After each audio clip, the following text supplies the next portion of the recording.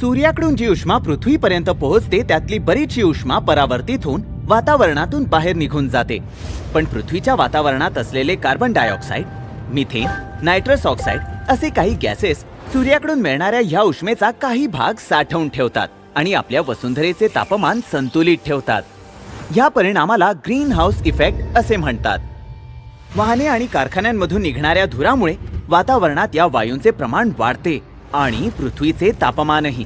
ह्या तापमान वाढीमुळे ग्लेशियर्स आणि ध्रुवांवरील बर्फ वितळतो. पूर, कोरडा दुष्काळ, ओला दुष्काळ यांसारख्या घटना घडतात, ज्याचा संपूर्ण जीवसृष्टीवर परिणाम होतो.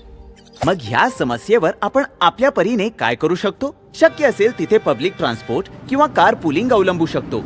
जवळच्या अंतरासाठी सायकलचा वापर करू शकतो. विजेचा गैरवापर टाळून देखील आपण कार्बन उत्सर्जन कमी करू शकतो. हवेतला अतिरिक्त कार्बन शोषून घेण्यासाठी झाडांची प्रचंड मदत होते, म्हणून आपण झाडे लावून त्यांचे योग्य संगोपन करू शकतो. माझी वसुंधरा, माझी जबाबदारी.